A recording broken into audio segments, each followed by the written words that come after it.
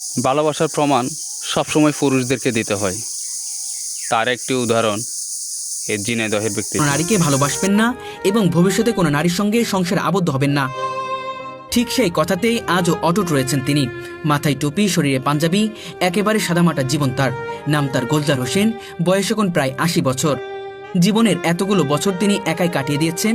না আছে সংসার, না আছে নারী, না আছে পারিবারিক বন্ধন, শুধু আছেন তিনি আর তার খোদা। সে আমার ভালোবাসতে বলে আমি চিন্তা করলাম যে একটু পরীক্ষা করিনি, যার ফলে এক বন্ধু ওর চিঠি লাগদিন, সে চিঠি লিখলে তার উত্তর যখন দিয়ে দিল তখন বুঝলাম যে ও আমার ভালোবাসার থেকে বাইরে। আর একজন চিঠির উত্তর দেবে, সে তো আমার ভালোবাসতে পারে না। যে বয়সে মানুষ প্রেমে পড়ে, ভবিষ্যতের স্বপ্ন দেখে, ঠিক সেই বয়সেই তিনি হারিয়ে ফেলেছেন জীবনের সমস্ত স্বপ্ন। ভালোবেসেছিলেন এক সুন্দরী তরুণীকে প্রাণের চেয়েও বেশি, কিন্তু সেই ভালোবাসার মানুষটি একদিন তাকে ছেড়ে চলে যায় তার এক ঘনিষ্ঠ বন্ধুর সঙ্গে। সেই দিনই যেন ভেঙে যায় তার ভেতরের মানুষটা। জীবনের প্রতি, ভালোবাসার প্রতি, নারীর প্রতি সমস্ত বিশ্বাস হারিয়ে ফেলেন তিনি। তারপর নিজের কাছে এক প্রতিজ্ঞা নেন, জীবনের কোনো নারীর দিকে তাকাবেন না, সংসার নামক বন্ধনে আর কখনো আবদ্ধ হবেন না। এখন নারী জাতকে আমি তো আর বিশ্বাস করি না।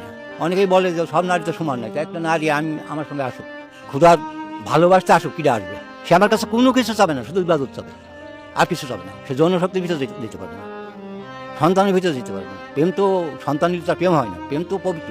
নারী ও সংসার ত্যাগ করে তখন থেকেই তিনি শুরু করেন খোদার পথে যাত্রা।